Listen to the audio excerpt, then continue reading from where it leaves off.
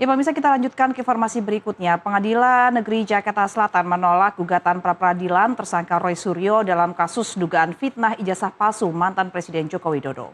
Hakim menilai gugatan itu sudah tidak relevan dan hanya digunakan untuk menunda persidangan pokok perkara.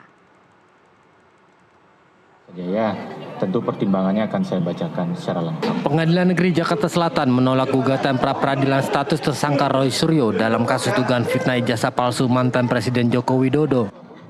Dalam amar putusannya, Hakim Tunggal I Ketut Darpawan menyatakan upaya pra-peradilan tersebut sudah tidak relevan sehingga sudah sepatutnya dinyatakan tidak sah menurut hukum.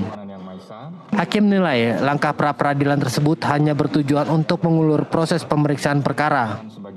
Hakim juga menegaskan pengajuan gugatan berkali-kali dalam kasus yang sama merupakan bentuk penyalahgunaan mekanisme pra-peradilan, khususnya sistem peradilan pidana. Pasal 163 ayat 1 huruf A bermakna bahwa pemeriksaan pra-peradilan hanya dapat menunda dimulainya pemeriksaan pokok perkara jika perkara pokok dilimpahkan pada saat proses pra-peradilan sedang berlangsung.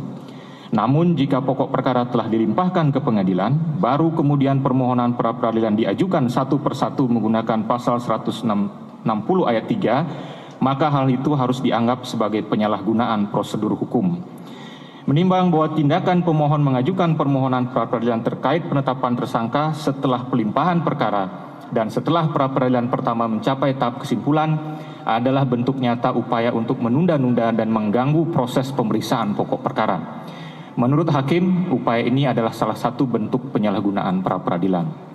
Menimbang bahwa berdasarkan seluruh uraian pertimbangan di atas, maka permohonan pra-peradilan pemohon sudah tidak relevan lagi sehingga sudah sepatutnya dinyatakan ditolak untuk seluruhnya.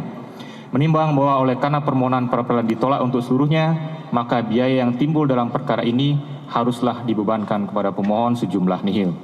Mengingat pasal 89, pasal 160 ayat 3, Pasal 163 ayat 1 Undang-Undang Nomor 20 Tahun 2025 dan peraturan undang-undangan lain yang bersangkutan mengadili: 1. Menolak permohonan pra-peradilan pemohon untuk seluruhnya.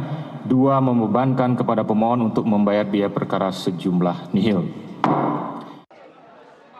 Sebelumnya Roy Suryo ditetapkan sebagai tersangka atas dugaan tindak pidana pencemaran nama baik, fitnah, dan manipulasi dokumen elektronik terkait tudingan ijazah palsu mantan Presiden Joko Widodo.